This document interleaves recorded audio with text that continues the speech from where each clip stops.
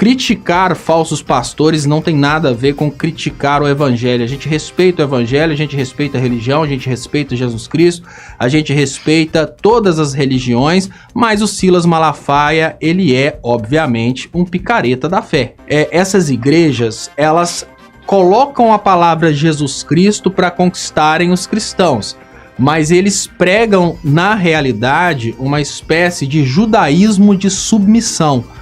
O sonho do Edir Macedo é, na verdade, ser um grão poderoso banqueiro judeu. Se ele conseguiu ou não, eu não sei, mas a grande realidade é que ele tá fantasiado de judeu aí. Eles trabalham em cima, eles não trabalham em cima do cristianismo, eles trabalham em cima do Velho Testamento.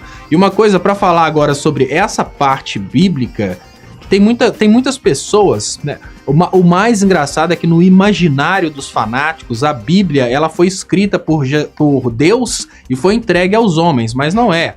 A Bíblia é uma coleção de livros que foram escolhidos pelos homens para fazerem parte dessa coleção chamada Bíblia. Então a Bíblia foi escolhida pelos homens, ela pode ter sido escrita como inspiração de Deus para quem tem fé, mas é um livro escrito pela mão de homens, escrita por homens, e os livros que integram a Bíblia, eles foram escolhidos numa assembleia de homens. É como se hoje, por exemplo, a Câmara dos Deputados no Brasil fosse escolher: esse livro pode, esse não pode, esse pode, esse não pode. Para vocês terem uma ideia, existia uma discussão se o Antigo Testamento faria parte ou não da Bíblia, porque a visão dos cristãos é que não dava para juntar o Antigo Testamento com o Novo Testamento. Essa era a visão dos cristãos. Mas um cara muito esperto que estava na convenção falou: se a gente não juntar o Antigo Testamento, a gente vai perder os judeus, que a gente não vai conseguir converter os judeus ao cristianismo.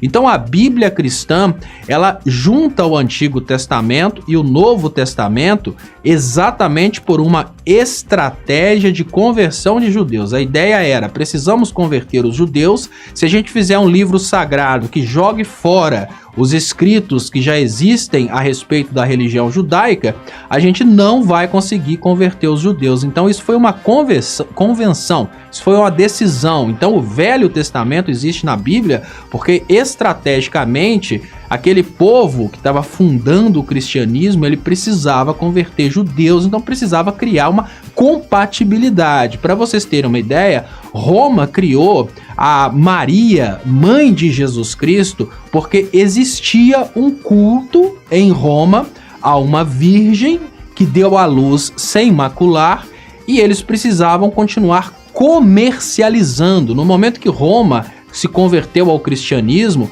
muitos comerciantes começaram a perder dinheiro, porque eles vendiam santos.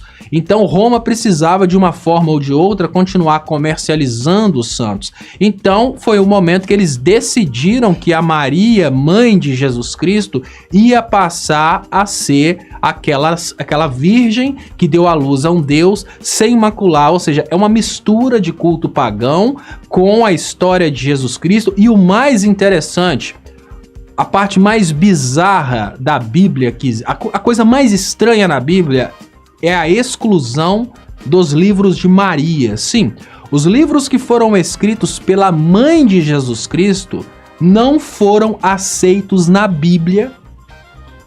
Não, vou falar de novo. Os livros que foram escritos pela mãe de Jesus Cristo não foram aceitos para compor a Bíblia.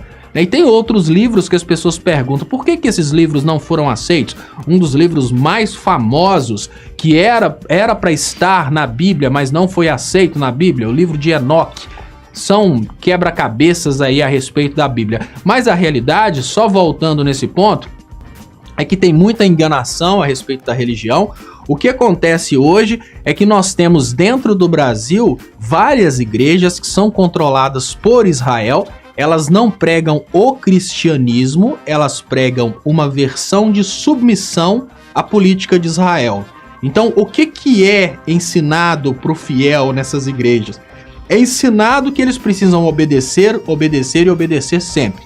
E que o povo de Israel é o povo perfeito e que tem direito de fazer o que quiser com a humanidade. Isso é o ensinamento que, infelizmente, a maioria das igrejas dentro do Brasil está passando para o povo. E a Bíblia que deveria ser ensinada, ela está sendo cada vez mais deixada de lado. Muitas igrejas estão fazendo uso de estelionatários ex-presidiários para serem pastores, exatamente por causa da capacidade de tomar dinheiro dos outros, ou seja, a falta de escrúpulos. Você imagina um pastor que realmente acredita em Deus, esse cara vai olhar para uma pessoa humilde e vai falar: eu não vou tomar o dinheiro dessa pessoa. Mas se você é dono de uma igreja, uma falsa igreja, vamos pensar um Malafaia, ele pensa: se eu buscar um fiel e tentar transformar em um pastor para minha igreja, ele vai ter dó do próximo, ele não vai arrancar tudo que ele puder do próximo. Agora, em contrapartida, se eu for no presídio e se eu pegar os presidiários e transformar os presidiários, que já são criminosos, em pastores, eles vão arrancar até o fígado do fiel se for preciso, mas vão enriquecer dinheiro, vão enriquecer a igreja. Então o que as igrejas falsas começaram a fazer?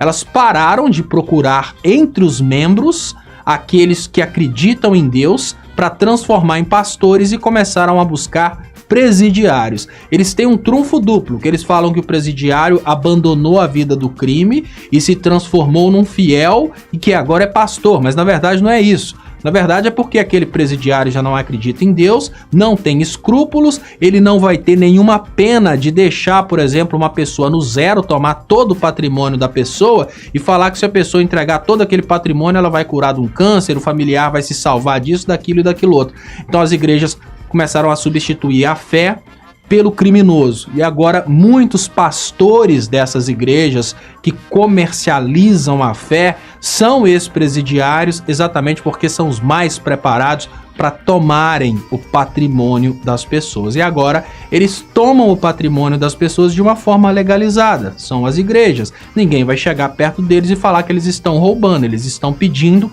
em nome de Deus ou de Jesus, estão recebendo, estão deixando pessoas passando dificuldade, tomam geladeira, tomam eletrodoméstico, pessoas vendem as casas para darem o dinheiro para esses ex-presidiários que agora se colocam como pastores, e a coisa vai rolando, é muita grana.